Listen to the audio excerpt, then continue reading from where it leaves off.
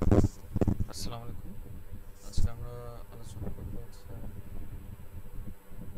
Class 8 এর বইয়ের chapter 2 নিয়ে, ম্যাথের চ্যাপ্টার 2 নিয়ে, সেটা হচ্ছে প্রফিটস।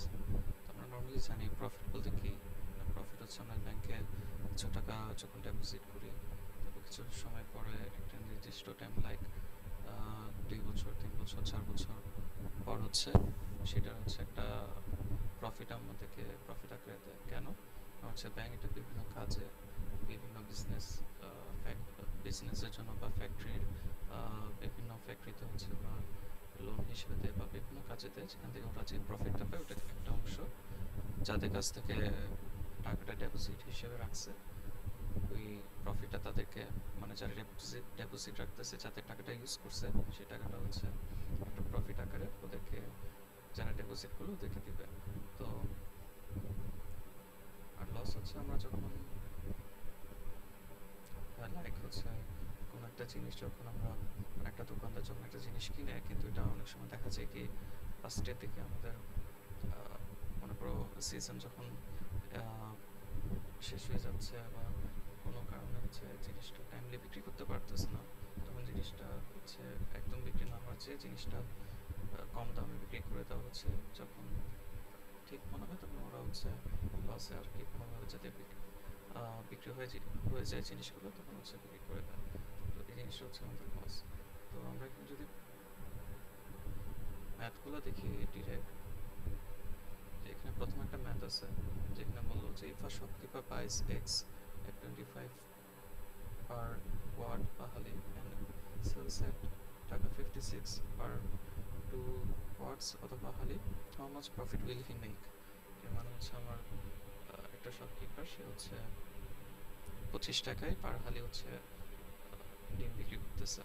এখন সে হচ্ছে 2 হালি মানে ডিম হচ্ছে কিনে নিছে সে একজনের কাছ থেকে হোক বা হচ্ছে হোলসেলে হোক, এটা কিনে নিছে আর কি 25 টাকা পার হালিতে। এখন সে হচ্ছে 2 হালি ডিম হচ্ছে বিক্রি করতেছে 56 টাকায়।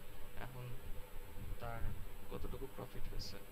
তো এই জিনিসটা জানতে হলে, মানে জিনিসটা করতে হলে আমাদের প্রথমে বের করতে হবে যে সে আসলে কত টাকা দিয়ে এগুলো কিনছে। সে কিনছে হচ্ছে 2 হালি, সে বিক্রি করছে, তো 2 হালি আমার কিনছে কত দিয়ে, এটা আমার বের করতে হলে 25 × 2, এখানে আমরা প্রথমে দেখতেছি the cost price of 1 quart of X আর টাকা 25।